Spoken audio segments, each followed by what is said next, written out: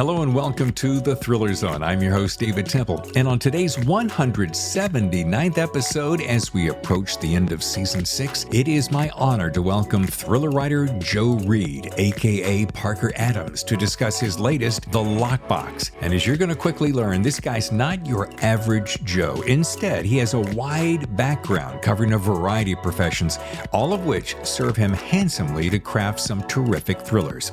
And before we get to Joe, please allow me to give you just a little sneak peek of what you can expect for the month of May. Covering the next 3 weeks, we have 3 of the very biggest thriller writers in the world today, starting with next week's guest, James Cox, author of Grand Theft AI. Imagine this, The Matrix meets Blade Runner. Oh, yeah. And that's followed by the enormously talented Eric Rickstad and his amazing book, Lilith. And folks, I dare you not to read this book. And finally, we wrap the month with one of the supreme thriller writers in the entire world, the lovely, the talented, the ever so kind and gracious Edgar winner, Jeopardy champion, and my dear friend, Meg Gardner. She'll be here to launch her latest in the unsub series, Shadowheart. Whew, now that's a May. All right, now let's get to it with our new guest, Joe Reid. Welcome to the Thriller Zone, Joe Reid. Thank you so much for having me. It's great to be here. I want to say Parker Adams. Yeah. And I want to drill down on that. Sure. We're talking about, of course, The Lockbox, which is a fun read and so novel. Thank you. You don't often see a female, I don't want to diminish it by saying locksmith, because this goes well beyond that. Right. Who's a veteran, and can stand her own. So when I saw that premise, I went, well, I'm in. Thanks. Yeah. That's great. So I want to know, and I always say to myself, oh, I kind of pride myself on not asking the stupid questions. But because people will go, hey, where do your ideas come from? Well, they come from all around us because that's what we do. Yeah. But that's specific. It's such a specific idea. Yep. Where'd that come? A variety of different places. So this book is my 4th book. I was coming off the Seth Walker series, which is all about an air marshal. Yes. Takeoff was the first book. It came out in 2018. But air marshal, sort of masculine character, high action, that kind of stuff. 3 books. 3rd book comes out about a week after the world shuts down. And so I've got a main character who's all about flying on planes and being in big crowded airports. Right. And that doesn't exist anymore. No and so I'm sitting home, what do I do now? And so I was a big heist movie fan. Yeah. Ocean's 11, Thomas Crown Affair, all that stuff. Yeah. And so I'm watching empty freeways and people running around in masks. I'm like, if you were going to pull off a really big crime, now would be a great time to do it. Perfect. So what does that look like? Yeah. And you start ruminating on that, right? And okay, if it's going to be a heist story, who's involved? And so who's the main character? And I like having main characters who are a bit outsiders to their industry. Yeah. Walker, the air marshal, he's not former law enforcement. He was an electrical engineer. And so he came kind of sideways to this career, and that makes him sort of an outsider, and he looks at things differently. Yeah. And Monna in this book, I mean, she's a safecracker, and she's a woman in a very male dominated industry. She was a vet in a very male dominated industry. And so she's got some unique outsider status because of all that. Now, when I saw her name, Monna Locke. Yeah. Locke. I went, now, did Joe, a.k.a. Parker, plan that? Uh-huh. The fact that the name is synonymous with the profession? Yeah. I mean, as you read into the book, you figure out that it's an assumed name that she's got, right? Because she's protecting her real identity. It is very on the nose, but it's on the nose on point. Yeah. Well, I also want to ask, you are now the first, second, third pen name author that has been on my show. Oh, really? Inside the last 60 days. And we're quickly approaching 3 years. And I think only a pen name occurred one other time. So it's kind of it's kind of odd, which always launches this great conversation about, oh, pen names or not pen names. Right. And what was your thinking behind it? I'm just curious as a professional. It was publisher's choice. They wanted it. Oh, I think the rationale is that it's a very different series. It's a very different character. It's a very different world than the Seth Walker series. And so give it a fresh start, give it a different launch. I think it really comes down to something like that. Scott Carson was on a couple of weeks ago, or maybe Okay. last week, and he was talking about this similar thing. Uh-huh. And he said that his real name, he was writing this one genre going this direction, Yeah. but he wanted to dance in this genre. And such a great point was made. He said, publishers need to be able to find the shelves on which to place the books. Right. So if you're, I'm going to make this up. You were a Western guy, and now you want to write sci-fi. The guys who come to you for sci-fi may not like Westerns. And he goes, that was kind of also decided for him. It makes total sense, though, which is the whole reason. Yeah. I mean, I think, like you said, it's in this day and age. I mean, there's all kinds of issues around men writing female characters and things like that. I think I wanted to be very sensitive to that.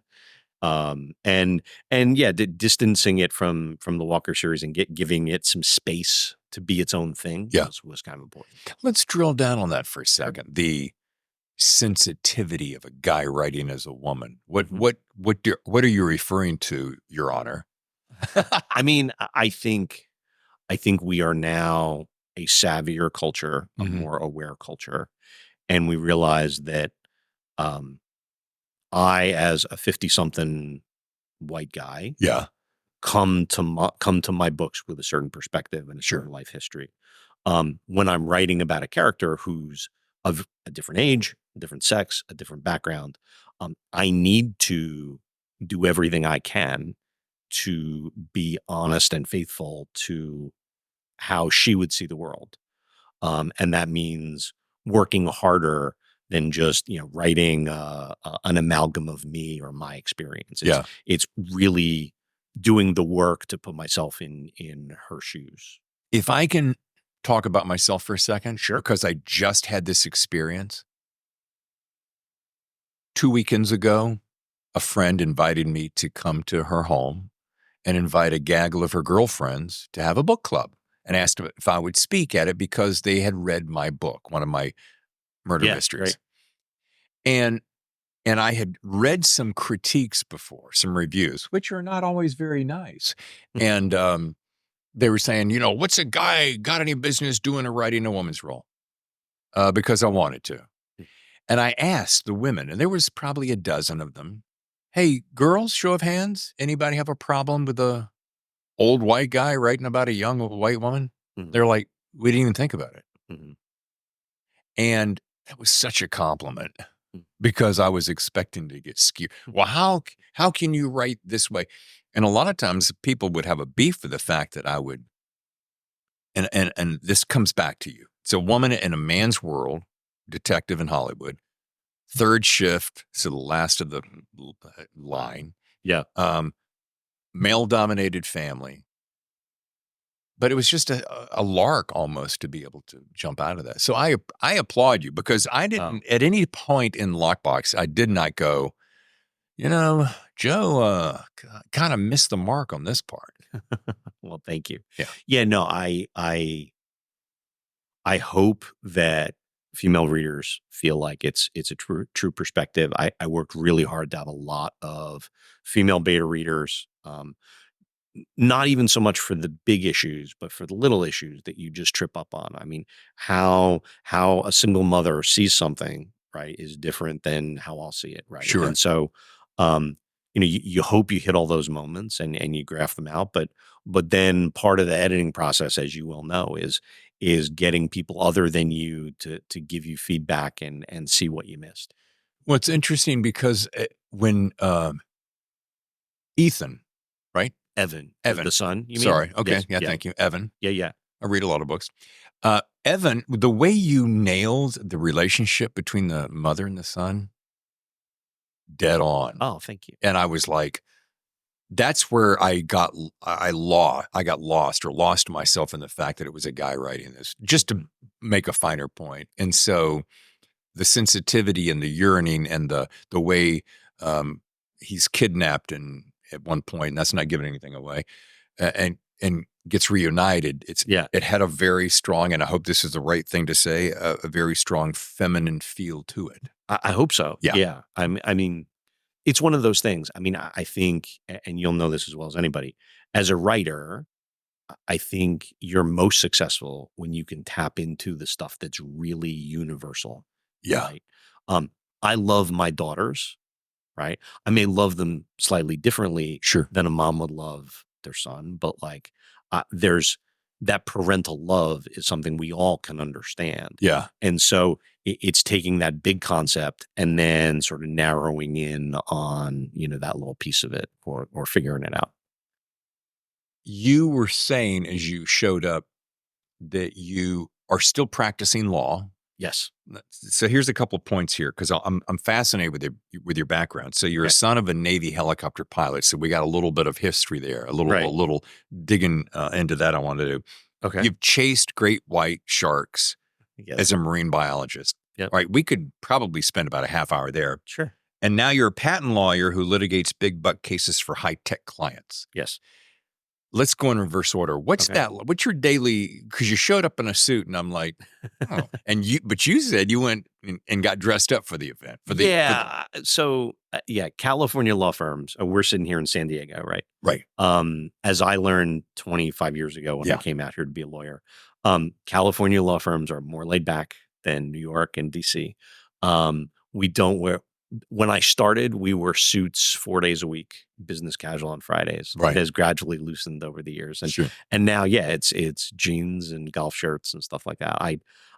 When I want to go see a client or when I do book events, frankly, like I want to be respectful of the folks that I'm talking to. And so I dress more like I'm going to court. Yeah. So the next time you're on the show, you can do more of this action. And usually I'm in flip-flops, but I had to move around, so I had tennis shoes today. And so what's a day in the life like when you're doing the corporate job or the real, I don't want to say real job because writing's a real job, but you know what I'm saying? Yeah. And there's a balance there. So the way I make it work on a generic day is I get up at 4 and I go to the office and I write from 4:15 or whatever time I get there till about 7:30. Then I run home, grab a quick shower, get changed. I usually take one of my kids to school. I only have one kid at home now because the other's in college, but I take one kid to school. Then I go to the office. I'm in the office all day, and that's I'm the office managing partner for my firm. So that's means I do law work. I do depositions. I go to court. I interact with clients. I teach young lawyers how to do stuff. And I'm also sort of the administrator for the office. Like if there's an HR problem or something like that, that gets referred to me. And I do that all day. And then I go home at night. And if it's a light day, I'll do some writing stuff or some PR stuff at night to try and set myself up for the next day. If it's a heavy work day, my morning time and my nighttime will be lawyer stuff because it can swell to fill the whole day, like if I'm in trial or something like that. So well, you look fresh as a daisy to be up since 4:00. Thanks, I appreciate that. But it's so funny. You mentioned Don Winslow, which we did our interview right in that room over there when he was here, and he is one of the first guys that he said. I remember hearing this several years ago before we became good friends that he gets up 5:00 every day and sits down to write at 5:30. And I think at that time I was like, oh, I'll get around to it at 8:00. But for some reason, when I heard that, I started instituting that into my regime. Okay. And it was the very best thing I ever did because I used to do morning radio, so I was up at 3:30 anyway. So I just recalibrated the clock. And I came to find that the clarity and quiet at that time of day is the perfect time. No, it is. I number one, it's having the peace and quiet and knowing knowing no one is looking for you and having that separation. And then also I have found I can't write from scratch at night. I can edit, but I can't sit down and be very creative at night. It's been too long a day. Like Yeah. I need the energy and sort of the magic of like waking up and you're still kind of like a little out of it. I go to bed trying to think about what I'm going to write the next day. And like, while you're sleeping, your brain's turning and stuff. And then you wake up and you're all like, wow, I want to, let's get going. The fact that you said that, I want to drill down on that for a second, because I am a proponent, generally speaking, of erasing as much thought as I can when I hit the pillow. And this comes from doing morning shows. Okay. I knew that if I cycled anything as I Yeah. was going to bed, I was going to be screwed, Okay. because my mind is like a dog chasing a squirrel. So I taught myself just to go blank, Okay. which is why now I can fall asleep in 60 seconds. So my question to you is, Yeah. because it's based on a theory of basically its intention. So if you come up with an idea for a story and you place that intention in your subconscious, Okay. this theory says, excuse me, that as you sleep, your subconscious works it out so that when you wake up, you're ready to roll. Is that kind of what you're talking about? Yeah. It's that moment when you go to sleep and you're like, what should I dream about tonight? Like what dream do I want to sort of like carry me off into sleep, right? And instead of, thinking about Disney World or Christmas or something with my Right. kids, it's okay, the chapter I got to write tomorrow, what's going to happen, right? What's Monna doing tomorrow? And so I go to bed sort of just letting that movie play in my head, right? And Nice. and then you wake up and like you said, it's interesting. I mean, a lot of times, we all hit stumbling blocks in the plot. Oh crap, how is she gonna get out of this moment? Right. Or how am I gonna write myself out of this thing? Right. And a lot of times if you go to bed stuck, thinking about it, you will wake up and you'll know the answer. Like I've just found. I mean, I think your Wow. subconscious does tend to process on all that stuff overnight. Wow. Cool. All right. Because I brought this up, tell me, my wife and I were talking about our greatest fears the other day for some reason. Okay. Hers is snakes. Okay. She hates snakes. Mine is probably sharks. Okay. So when I read that you were chasing great white sharks Yeah. as a marine biologist, it made me say two things. Yeah. Why is he chasing a shark? And number two, Yeah. you were a marine biologist before you became a patent lawyer. Yeah. So you mentioned earlier, I was my dad was in the Navy. Mm-hmm. After he got out of the Navy, he was a management consultant. So basically, my life as a kid was moving place to place. When I was leaving kindergarten, I was leaving one school, going to go to a different school. My classmates gave me a little gift. It was a little book on sharks. And I read it and I was like, this is the coolest thing I've ever seen. And like, I'm a kindergartner. Right? Sure, I mean, sure. It's no different than, kids with dinosaurs or whatever. Right. But I took that and ran with it. And it was my whole life. It was, growing up, I'm going to be a biologist. So I watched all the National Geographic shows and I studied all that stuff. And I went to college. I got a biology degree at Duke and went to their marine lab and spent a semester there and did shark projects there. And then I came out here. I was at the University of California, Davis, getting my PhD. I came down here to do a bunch of my research work through SeaWorld, Hub SeaWorld, their research arm.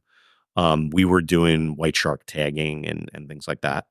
And so, yeah, no, I was very committed to being a research scientist using sharks as sort of my model and stuff. Couple of things happened. The tech wasn't quite where it needed to be for me to do the things I wanted to do. Like, do you know what OSearch is? No. They're the guys that they have a show on I think Nat Geo or something now. But they got this special boat. They got this giant platform, and they catch great whites or giant sharks, and they lift them out of the water, and they do all these measurements, and they stick a tag on them, and then they follow them. The tag sort of beams up to the satellite, Sure. and they've got a website that you can go on and you can follow your favorite shark. That's the kind of stuff I wanted to do. I mean, I was very interested in how physiology, how the body systems interact with the natural world. So why can a shark swim to the depths it can? How does temperature influence where it goes and what it eats and things like that? But you couldn't answer a bunch of those questions because the tagging technology just wasn't there. Right. Um, that and the whole lack of jobs and pay in science is why I got out and became a lawyer. But now, 20, 25 years later, I watch this stuff and I marvel at the stuff they're doing. It's like, oh my God, I would have loved to have been doing that kind of stuff. So the obvious question is, you have no fear of sharks. No, I wouldn't say no fear. Right. I think I have healthy respect. Yeah. That's a good way to look at it. I have scuba dove and I have snorkeled with sharks and stuff, and it's fine. They are wild animals. And so if you go out into the forest and you might come up to bears, like, you should know what to do, right? Right. Same thing with sharks. I mean, they're bears of the ocean, right? Right. They're in their habitat. And that said, I don't think you need to be irrationally afraid of them. I've had a shark swim between my legs. I've seen, sharks be very beautiful and very graceful and just do their thing. Yeah. And it's like watching other kinds of nature. Like if you let them do their thing, generally, that they're not that interested in you. There are a couple of species that I would carve out of that, like tiger sharks. Mhm. If I saw a tiger shark in the water, I'd get out. Like there's no reason to mess with that. Right. But And but see, I just- always thought yeah. great whites were See, I think great whites are less scary okay. than tiger sharks Okay. in the sense that great whites are more predictable about what they eat. Okay. They live in fewer places, and if you know sort of how they hunt and stuff, I mean, they're mostly out after seals and sea lions. Right. So if you are not out looking like you were a seal or a sea lion, the odds that like a great white is going to attack you, I think, are relatively small. Which is why they're more attractive to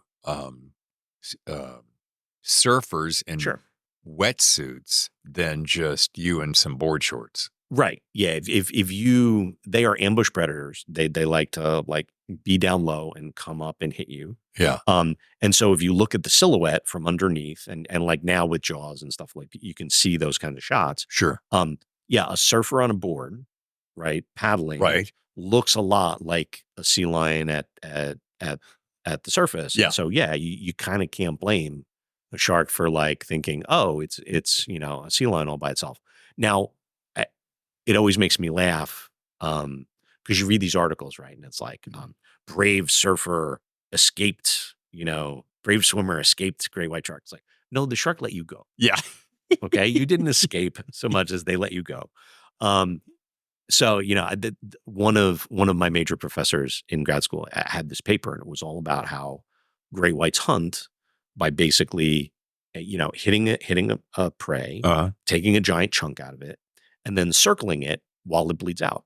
Like that's energy wise, that's the most efficient way they can hunt. And if you're only going to eat once a month, you don't want to waste a whole bunch of energy. So, when you think about what happens with surfers, in the attack stories you see, they get hit, usually they get bit, in the chest or in the legs, something like that. And then the shark kind of disappears and they swim away. That's kind of, it's completely consistent with his hypothesis about how they work. That's fascinating to me. It's terrifying and fascinating simultaneously. Yeah, no, I get it. I was flying back from Monterey this past weekend, and I was sitting next to someone, and she was talking about, she's a surfer. Okay. And she was up in Delray Beach, and a great white slithered right between a bunch of them and didn't bother them at all, but it petrified them all. They got out of the water. Sure. I said, but you went back in to surf later. She goes, oh, yeah. Yeah. No, I mean, I think you see the drone footage now. Yeah. Right. People fly drones over the ocean Sure. here a lot. Oh, yeah. And from above, you're finally seeing oh, yeah, there's a lot of sharks out in the water. Yeah. They've always been there. It's not like it's new. Right. It's just now we know, and now we can see it from a different angle. Yeah. But no, they've always been there. And the idea that, going in the water is some, massively risky Yeah. proposition. No, like a ton of people go in the water. A Yeah. ton of people come out of the water just fine, right? It's one of those things. They're wild creatures. You're in their environment and they're entitled to it. And Yeah. and the news stories of like, sharks seen in the ocean. Like, it's like, really? Like, Yeah. is that news? So. Oh, my goodness. Well, that's fascinating to me. Folks, we're going to take a short break, and when we come back, we're going to be talking with Parker Adams, a.k.a. Joe Reid, about, of course, the Lockbox. This is not Jacques Cousteau, Great White Shark show. Although, you know me, I like to go off the page a little bit. So stay with us. Our sponsors, we thank you, and they're going to talk to you about something right now. We'll be right back. And now a quick word from our new sponsor. We'll be right back. And we're back with Joe Reid, a.k.a. Parker Adams, and the book is, as you see, The Lockbox. I'm going to start, and I'm going to let you finish. A female Army vet turned safecracker is forced to be a part of a dangerous heist. And it could be the heist of the century. And how's she gonna avoid participating in that, or escape, or save herself and her son? Golf club. I loved her. She's a fun character, but I also love all the crazy whacked out characters around that lead antagonist who is at one moment you kind of like him, and then you really hate him, and then you're like, is he that bad of a guy? Yes, he is. And the way you spun him was interesting. Yeah. Thank you. I appreciate that. Yeah, I mean, good, as well as anybody, like, books need good villains, right? Oh, yeah. And hopefully he's a good villain in the sense that he wants something. He's willing to do just about anything to get it. You can understand what he wants, and you can understand why he wants it so badly. But you probably don't like the lengths he's willing to go to get it. Yeah, there is a certain mercilessness about him. By the way, another thing caught my eye, Duke University. Yes. My undergraduate institution. My dad went to Duke. Oh, great. Okay. Go Blue Devils. Yeah. Great school. Which degree was that marine bio? No. That would have been. It was undergrad. So it was a biology degree and a concentration in marine biology. Got it. Yeah. So which do you, or rather, what of your past studies, careers, most influences your writing today? Probably law, probably litigation. Oh. People ask me, I get two variations on the question. I get one question, which is, how does being a lawyer influence your writing? And then I get the question of, how does being a fiction writer influence your litigating? And the answer is, fiction writing and litigation are kind of the same process, just in reverse. So if your audience has ever watched Law and Order or any lawyer show ever, the idea is we go out, and this happens in real life, we go out and we gather little bits of evidence, a document here, a witness statement there. And when we get to trial, and I'm a trial lawyer, we go in front of a jury or a judge, and we take all these little bits and we put them together in kind of a mosaic, and we present this picture and we say, here's what happened, right? Here's why there was a murder, or here's what happened in this patent case, or whatever. Writing fiction is the opposite direction. So right. I start with the end picture. I know who did it. I know why they did it, all that stuff. I get to take that picture and take a hammer and smash it into tiny little pieces. Yeah. And I get to scatter those pieces through the book and have the main character find them and react off them, and then have to assemble them at the end. But I know what the picture is. So I like to say it's the same process in reverse. Monna Locke. Yeah. Two-part question. Where did she come from? There's bound to be some great influence in your past that helped create her. And secondly, will this spawn a sequel? Yeah. I sure hope so. Yes. Yeah, I have great plans for what we can do with her. I think she's a really fun character. And I think the idea of having a high-end safecracker in and around LA just, lends itself to lots of good stories. Yeah. As to where she came from, I mean, it's a variety of things. her name, the name Monna, she clarifies the pronunciation at the start of the book. And that comes straight out of my first day at grad school. One of my best friends is named Monna. And so Oh, we're going around introducing ourselves, or the professor's asking us who we are. And he's going down the roll, and he gets to this woman and he calls her Mona. which is exactly what I was going to do. Right. Until she clarifies. Right. And she has the line, no, it's Monna, like Donna with an M. Right. And I wasn't writing at that point. I had no idea I was ever going to write books. But the second I started writing books, I was like, that's a great line. I need to use that at some point in some way. Yeah. And so that's where her name comes from. In terms of her as a character, I mean, it like we were talking about earlier, I like outsiders. I like people who've come to their industry sort of sideways. I'm a military kid, and so I've very strong affection for the military and the things the military can do for you, sort of growing up. I built some of that in here. She has a mentor figure in her life who sort of directs her to the Army, and that's why she ends up being a veteran.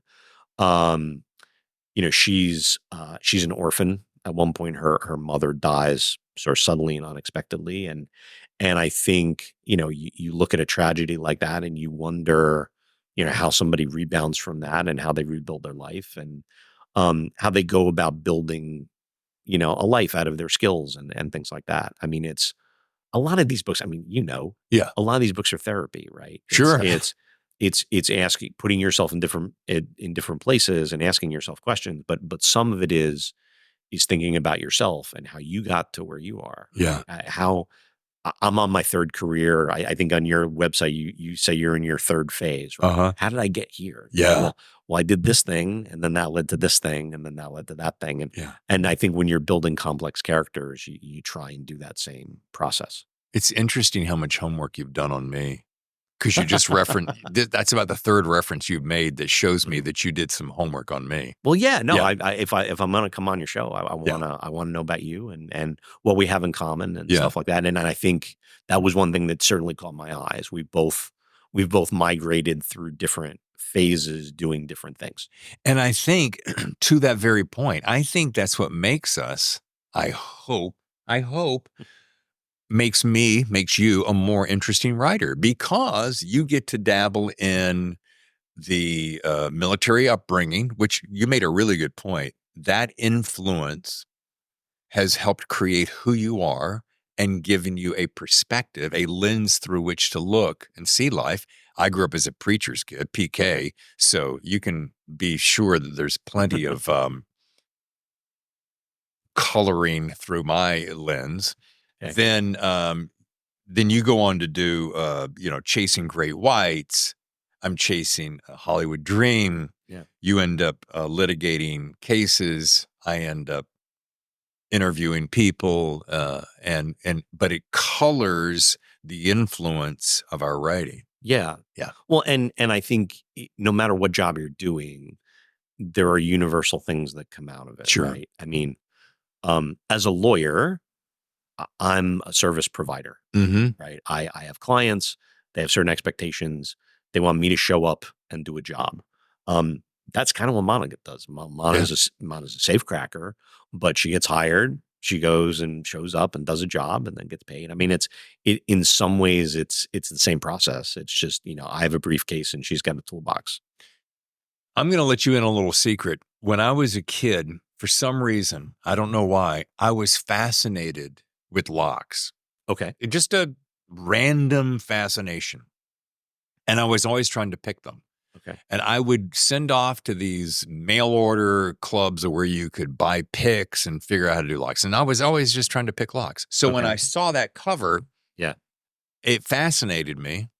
And then what really fascinated me and shows me that you really did your homework, tumblers are so specific. They have a certain weight and a rotation.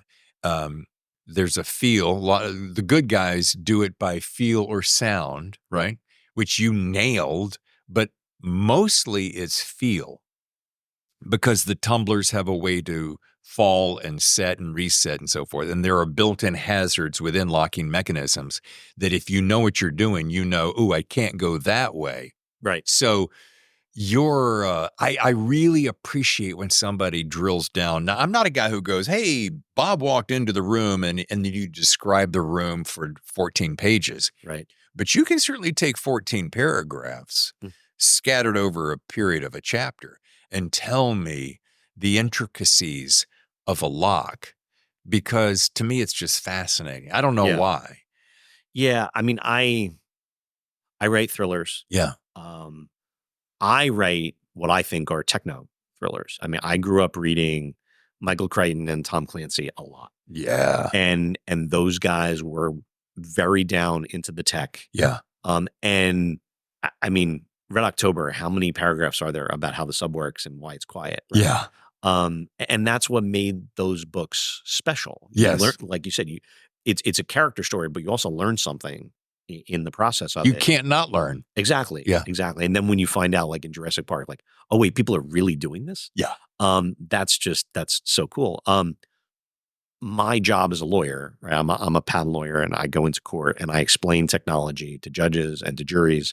That's kind of what the books are. I mean, I take, in the Air Marshal case, there's a bunch of electrical stuff. In here it's locks, but it's let's break it apart and explain it. Usually there's some hook in the plot of you kind of have to know how it works for the whole thing to make sense. Right? Yes. And so I don't ever want it to be, somebody takes 3 pages and just flips, right? Like, let me skip that whole thing. I don't want that. I want it to be part of the exciting page turning process. Yeah. But yeah, that you get exposed to a little bit of it and you can understand it and it's clear. And then, it helps enrich the story.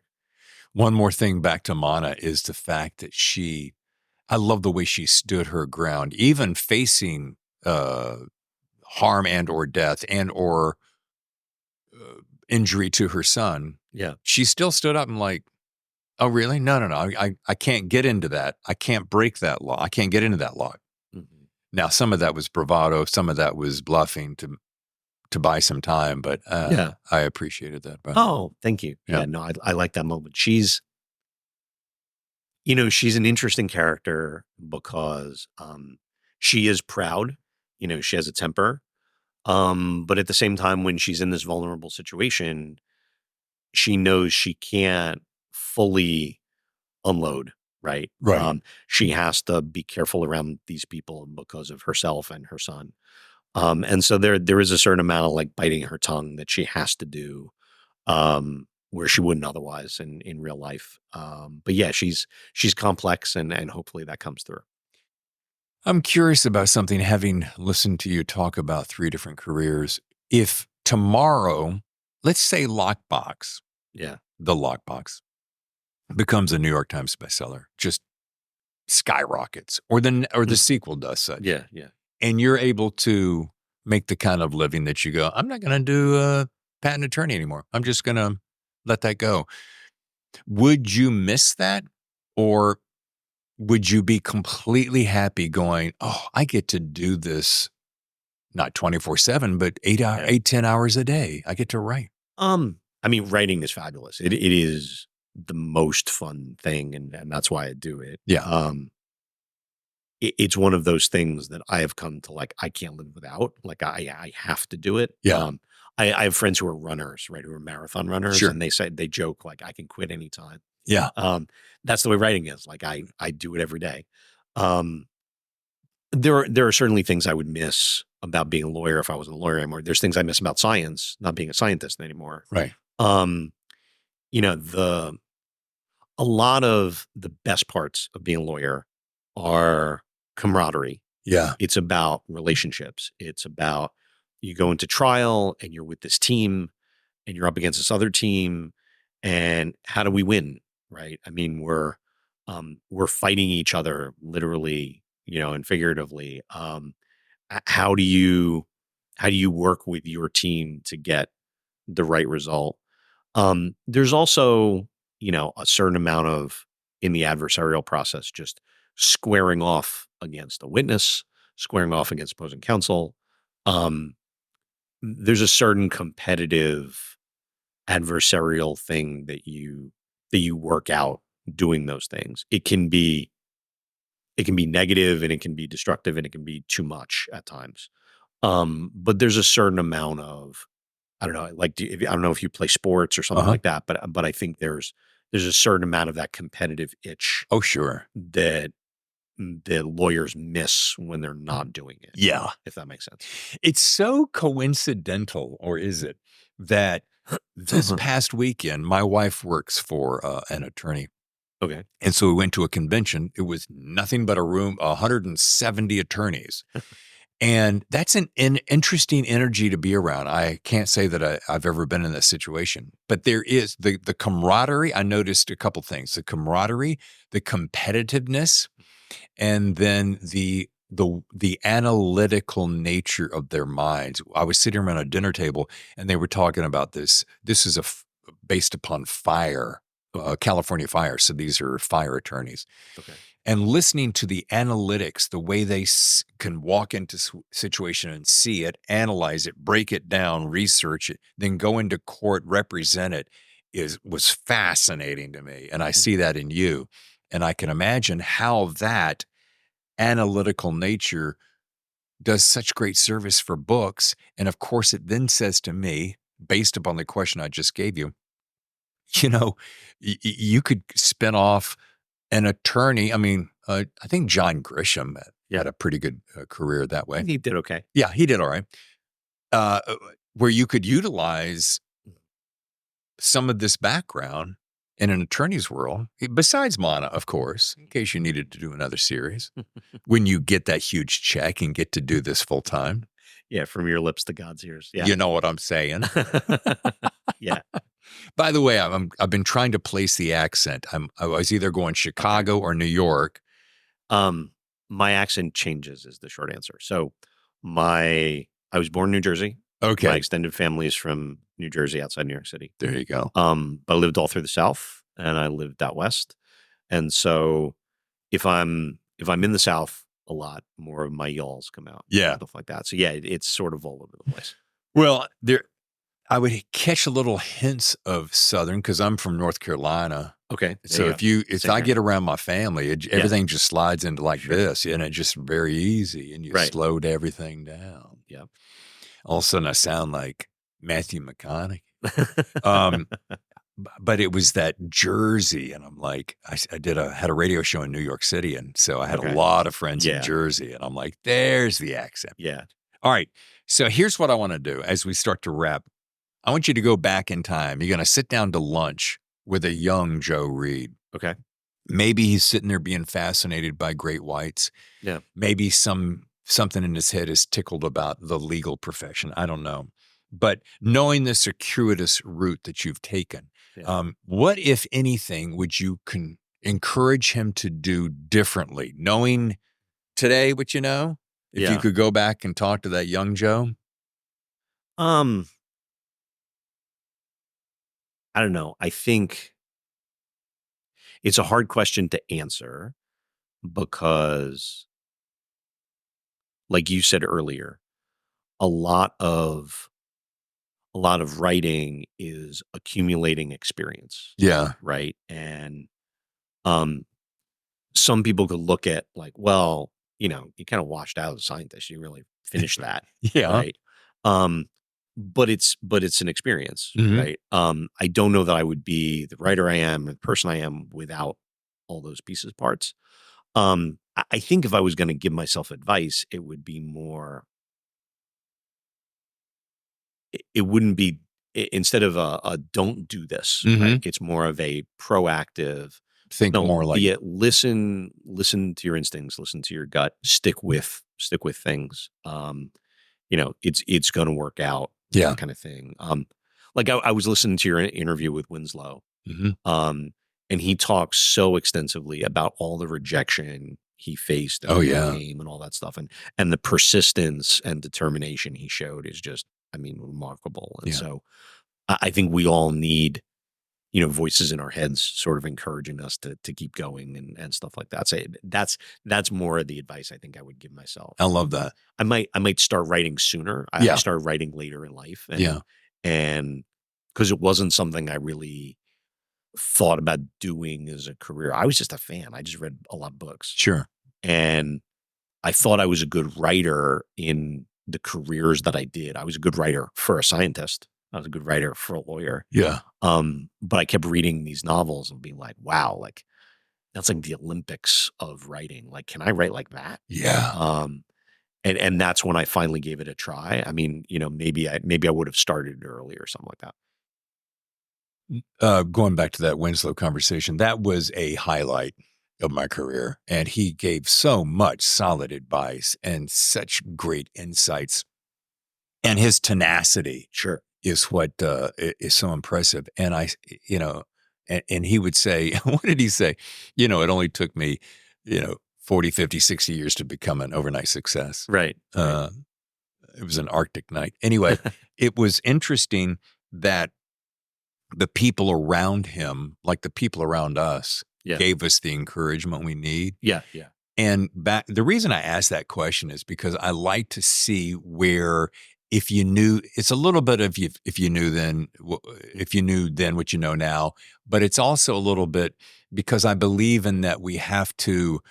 I don't know if you're hard on yourself, but I'm very hard on myself. I'm like, the reason I didn't want to write early on is because I would see a red pen go across my page and I would have this thing in my head that would go, I'm not good at that, so I shouldn't do that. It wasn't until much later. Yeah. It's so funny you say that because, I mean, as a parent, like one of the things I try to do is take lessons from like my life, right, and give it to my kids. Right. The biggest change that happened for me as a writer, the moment I got on the right path was when I stopped having people tell me what was good about the book Yeah.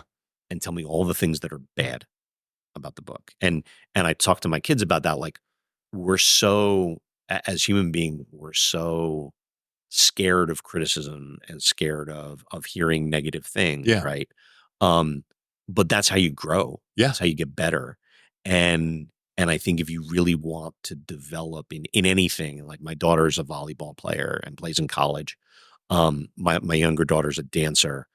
If you want to do anything like that, you have to seek out the criticism and own it and want it and build it into everything you're doing. I mean, I got to a point like I'd written 2 books, they'd gone nowhere. I was like, is this like Winslow was saying, like, is this ever going to happen for me? Like, Right. am I just going to like toil in my basement and stuff? Right. Um, and I was getting close, like I was sending off queries and sending off pieces of books and like getting little responses back, little nibbles, but nothing serious. And so I was like, I know I need something, but I don't know what the something is. So I started going out and I'd bid on like a critique from an agent or an editor, like for charity. Like sometimes they'll offer it up like, for this blindness charity. Like I'm an editor, so I'll do a 50-page critique or I something. love So that. I would get those. What a It'd be great like, idea. tell me all the things that don't work. And gradually it was about, no, I mean, tell me the things that work so I don't try and change them. Right. But I want to hear all the reasons this stinks. I want to hear all the things that don't work for you because that's what I need to fix. And if I don't know those things, I can't fix them. Like the biggest thing, you've got a copy of my first book. One of the big critiques I got, I think a lot of writers do this at the start. I'll be interested to hear if you did it too. The first page, first line, first chapter, like where you start, right, is so critical. Yes. Are you starting in action? Are you grabbing the reader? And I was always starting too early. I was like, oh no, you want the context of who this person is and all stuff. Like, no. No. And finally, like I got enough critiques to like slap me upside the head and we're like, don't start there, dummy. Start over here. Yeah. The very first line in the book that sold was, it's like literally in the middle of a gunfight and like blood hits the main character's cheek. And it's like, when I wrote that, I was like, I'm never going to get the criticism like you're starting in the wrong place or you're not starting with action. And so, yeah, you can open up to the first line. Everything changed when the blood struck my right cheek. No, and that was like I was so tired of hearing, oh, you're not grabbing readers with the first line. You Yeah. need to start with action and stuff. I was like, okay. Yeah. But that's what I mean. Like I had to hear that and I had to absorb it and I had to take it. And that's what made that line work or that book work and stuff. Start in the middle of Yeah, action. totally. So that's takeoff, but Yeah. let me pull out the lockbox Okay. and get this opening line, folks. So hang in Yeah. with me. Although neither cop had drawn his gun yet, Monna Locke figured that that'd be coming soon. That's how shit usually went down when police learned what she did for a living. A little bit different twist, but still. What? Yeah. If it makes me go, huh? Wait, what? Yeah. First lines are like everything. Yeah. Did you hear my interview with Christopher Reich and the book was Matterhorn? Yes. Yeah. And I'm doing an event with him in a couple of weeks up in Carlsbad. So yeah, no, you are? Yeah. Yeah. Adventures by the Book up in Carlsbad. He and I are doing a conversation. Dude, send me a reminder. I want to be there. Oh, sure. Yeah. I love that guy. I think his writing I think he is quite possibly like he's in the echelon of John le Carre. He's that. Have you read the book? I haven't read it yet. He's sending it to me and I just don't have my copy yet. Dude, it is, I think I listed it as my number 2 favorite book of the year. Oh, wow. Yeah. Okay. It's just stunning. And I would encourage folks, if you haven't heard that interview, to go back and listen to it because it's a masterclass. And the way he breaks it down and there is not a wasted word in that book. And I cannot say that about very many books. This is about you, so don't let me veer too far, but I'm bringing back to the point of that it really is just about, and he does that opening line was so good. If it makes me do this, turn the page, yeah, I'm in. If it makes me rush to that next chapter, you have really done something. Okay. So we're now down to I always end up with 3 questions. So number 2, you get a chance to sit down to dinner with 2 people, living or dead, and have complete access to their worlds. Yeah. Who would those 2 be and why? 2 heroes. Dr. Eugenie Clark, who was like a very big shark scientist. Like if you watched all the National Geographic shows I watched, okay, she was very prominent on that. The Moat Marine Laboratory down in Florida, she founded that and was very involved with that. So I'd want to talk to her. And Teddy Roosevelt. I mean, I grew up sort of reading about him, studying him. He was so fundamental in, I think, the way our country changed and grew. And he had so many interesting chapters in his life, like you and I were talking about. Sure. A guy who is, a Rough Rider, yeah, and, Secretary of the Navy and like president. And yeah. I mean, all these different things, that would be very cool. Not to get political, but you just said something that sparked an idea. Don't you miss the days? I'm sure there's going to be somebody going to give me some kind of grief about this. The days when your presidents had a vast history of a multitude of backgrounds. Mm-hmm. I'm thinking of a couple people right now in our recent past that. I mean, well, like, for example, I was in high school, college when George H.W. Bush was president. Yeah. And I mean, same kind of thing. Like when you look at his resume of all the different things he had done in government, I mean, head of the CIA and Navy pilot and, on down the line. I mean, talking about preparation for a big job. I mean, he had done kind of everything. Yeah. Right? Yeah. Is that what you mean? Yeah, that is what I mean. I was going to go drill a little bit deeper, but I don't want to give this one particular former president who I don't very much agree with any airtime. So we'll just move along. Okay, all right. Fair enough. My standard close, as you very well know here in the show, what's your best writing advice? J. Michael Straczynski, who's written books and screenplays and comic books. I used to go see him at Comic-Con here in San Diego. His advice, and I think it's the best advice there is you have to finish. Everybody or a lot of people who fail because they don't finish.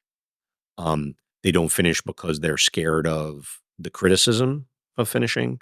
They're scared of, having to have it judged.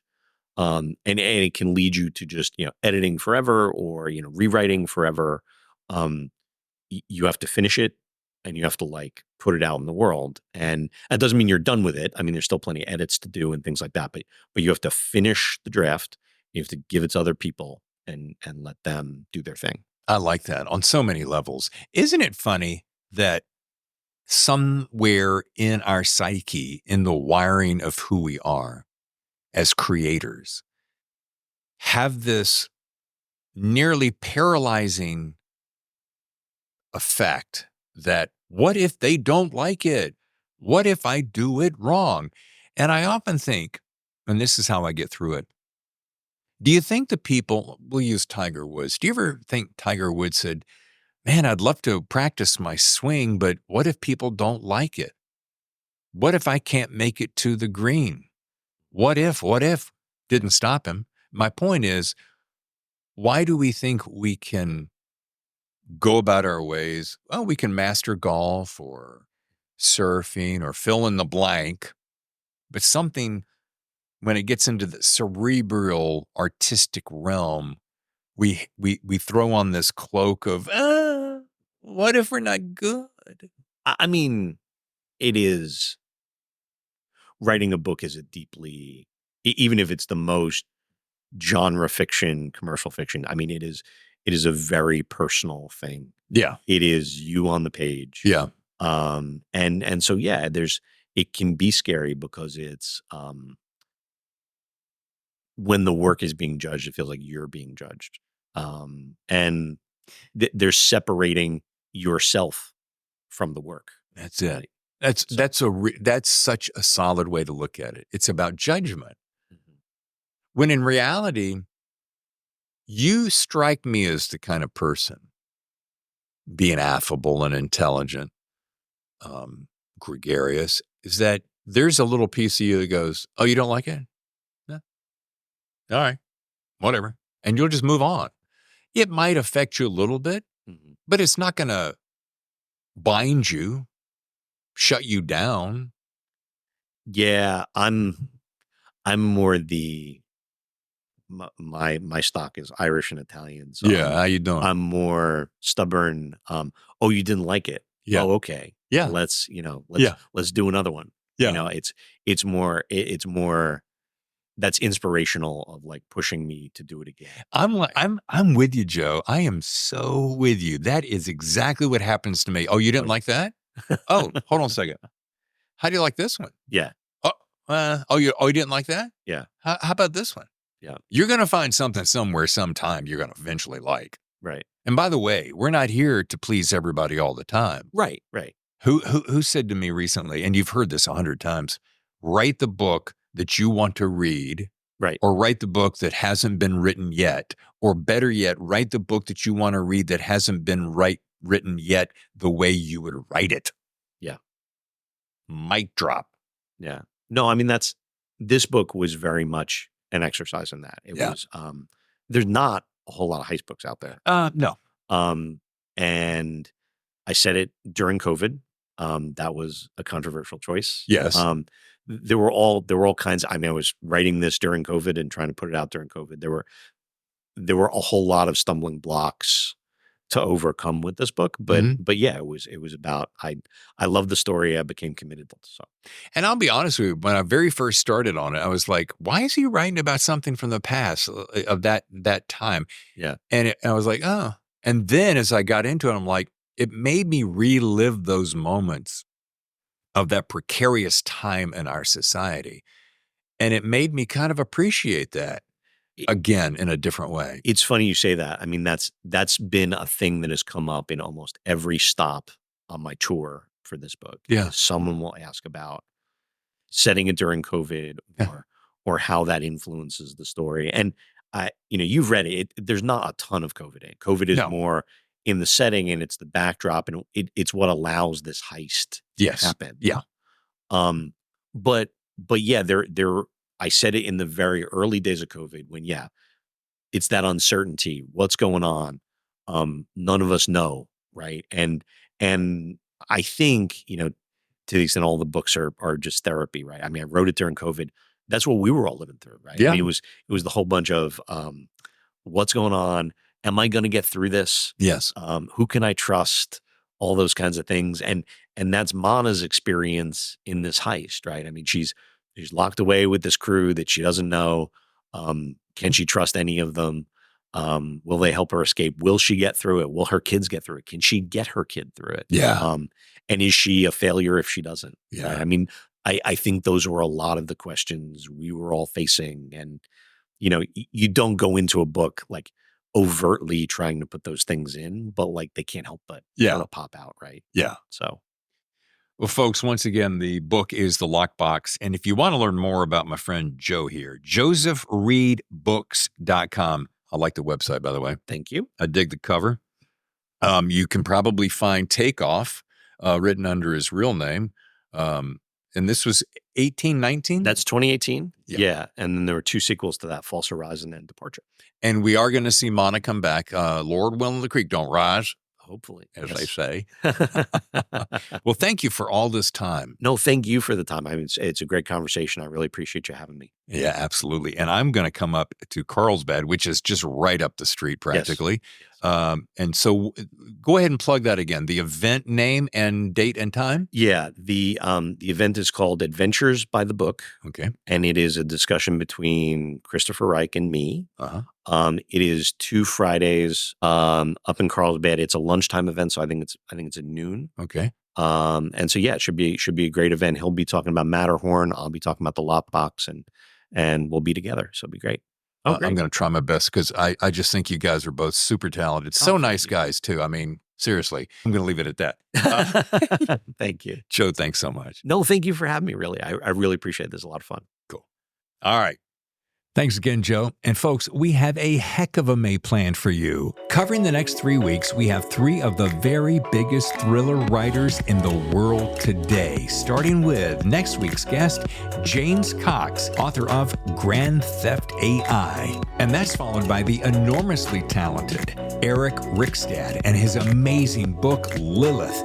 And finally, we wrap the month with one of the supreme thriller writers in the entire world, Meg Gardner. She'll be here to launch her latest in the Unsub series, Shadowheart. So until next time, remember to subscribe to our YouTube channel, now enjoying 1,055 happy subscribers. And that's a heck of a jump over the last month. Drop us an email at thethrillerzone@gmail.com. Say hello and enter our Pitch Fest Friday starting this month. And as always, remember you can find us on Twitter, Instagram, and Facebook at The Thriller Zone. And you can hear us on all podcast channels. All right, I'm Dave Temple, your host. I'll see you next time for another edition of The Thriller Zone. Your front row seat to the best thriller.